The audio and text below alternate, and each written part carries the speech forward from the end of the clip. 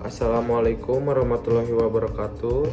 Perkenalkan, nama saya Andri Sipatiawan dengan NIM 25126 dan di sini saya akan mempresentasikan yang berjudul Transformasi Hukum Perdata Nasional melalui Pembaruan Hukum Perikatan.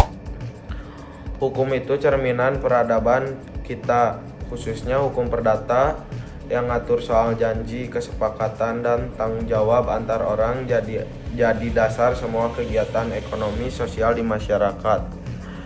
Selama ini hukum perdata kita masih pakai aturan warisan Belanda, KUHP Perdata atau Burgerlijk Wetboek dari tahun 1847.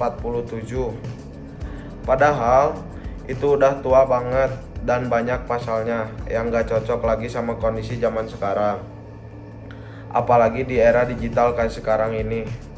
Contohnya, sekarang banyak muncul bentuk kontrak baru seperti transaksi online, perlindungan data pribadi, dan pembiayaan digital.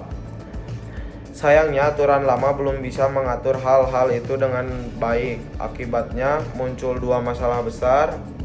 Satu, ketidakpastian hukum aturan yang gak jelas bikin sengketa susah diselesaikan dan bisa ngaruh ke dunia bisnis atau investasi. Dua, kesenjangan keadilan sampai aturan lama sering gak adil buat pihak yang lebih lemah, misalnya dalam kontrak online.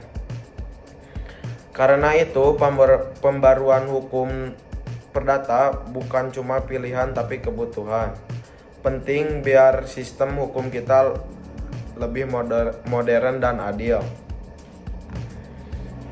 Dalam pembaruan ini ada beberapa hal yang penting yang perlu diperhatikan. Satu, perbarui hukum perikatan biar bisa menyesuaikan dengan prinsip-prinsip hukum internasional. Dua, masukkan nilai hukum Islam atau syariah selama tidak bertentangan dengan aturan umum seperti larangan riba, judi, atau penipuan. Tiga, harmonisasi hukum adat dan hukum nasional karena hukum adat masih hidup di masyarakat dan mencerminkan rasa keadilan lokal. Keempat, perlindungan terhadap perempuan dan anak, terutama dalam hukum keluarga dan adat. Lima, sinkronasi antar aturan biar gak tumpang tindih antar hukum ekonomi, arbitrase, dan perdata. Pemerintahan juga sudah mulai memperbarui hukum lama. Contohnya dengan lahirnya KUHP baru tahun 2023 yang menggantikan KUHP kolonial. Nah, hukum perdata juga perlu langkah seru supaya sesuai kebutuhan zaman.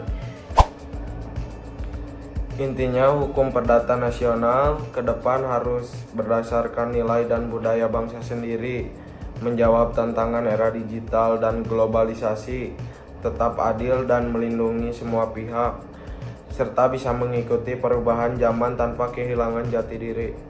Sekian dari saya. Wassalamualaikum warahmatullahi wabarakatuh.